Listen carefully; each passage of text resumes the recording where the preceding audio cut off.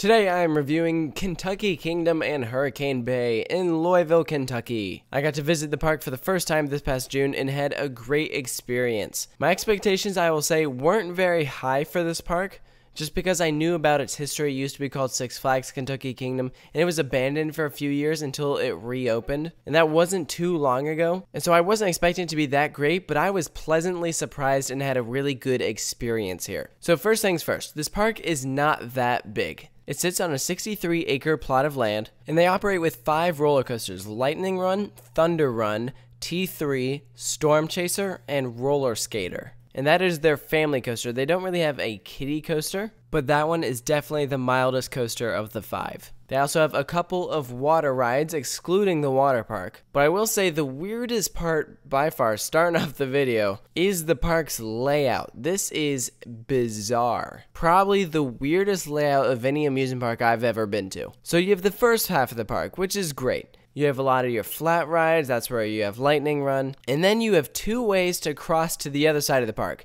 You can go over a bridge over the main road, or farther off to the right, you can actually physically cross the road to get to the second half. It is so weird. A road literally divides the park in half. So then, once you get to the second half of the park, right smack dab in the middle of that is Hurricane Bay. So they have tons of water slides there. And to get to some of the rides at the back of the park, you have to go through the water park. So you have your flat rides that are right next to water slides. It is extremely weird. But I will say the water park is pretty good. I didn't get a chance to do it, but looking at some of the water slides, they have these 2 huge body slides, this massive wave pool, and lots of slide complexes. They even have a water coaster. And so if you really want to make Kentucky Kingdom an all-day park, doing Hurricane Bay isn't a bad idea. Now, I'm specifically going to talk about each of these coasters in their own reviews, so I'm not going to go too much in depth here, but what I will say is that T3 isn't that great. Thunder Run is a good wooden roller coaster, but the main attractions definitely are Lightning Run and Storm Chaser. Those 2 work extremely well together. They are both fantastic roller coasters,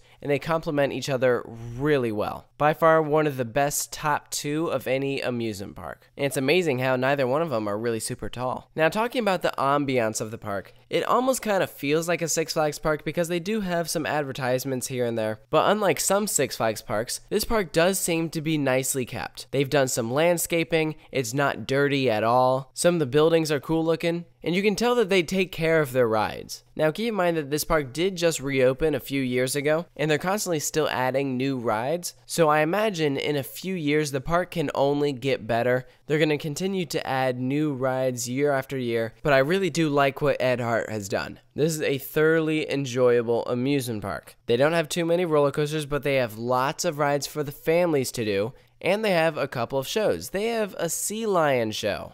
That's a very fun part of the park. And what's also neat is that because of its location, you have airplanes flying extremely low right near the park. And that's because there is an airport right next to it. And so it's just kind of fun when you're on a roller coaster and you see an airplane flying really close to you. Now, speaking of the food, I didn't think that it was necessarily that great. I didn't love the food at this park, but it wasn't bad either. I've definitely seen better though. Now, speaking of operations, the operations are not that great at this park. First of all, Thunder Run only operates with 1 train.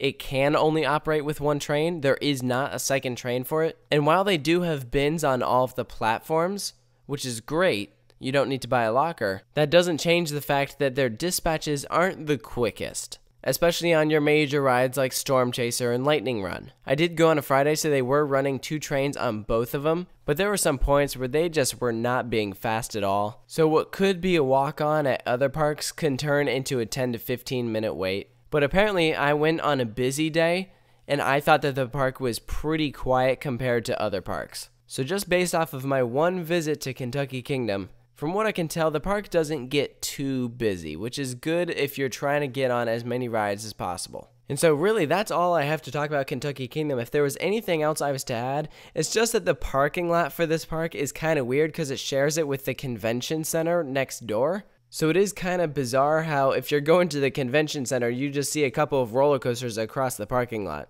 But I think to wrap up the video, this is definitely a very nice park. If you're not planning on doing the water park, you probably don't need to make a whole day out of Kentucky Kingdom. But it's fun when possible to get night rides on some of the coasters. and because it doesn't get too crowded, you're definitely going to be able to get everything done. And I think overall, I really did like Kentucky Kingdom. As I mentioned, I was pleasantly surprised, and I really did have a good time here. I would highly recommend visiting the park if you are nearby. But overall, I really did have a good time here, and if you're within a couple of hours, absolutely, I think you should come on by and check it out. I really did have a great experience at Kentucky Kingdom. So I want to hear about your thoughts on this park. Let me know if you've been, let me know what you think of it, what did you like, what could be better. And of course, make sure to stay tuned for more amusement park reviews here at Coaster Studios.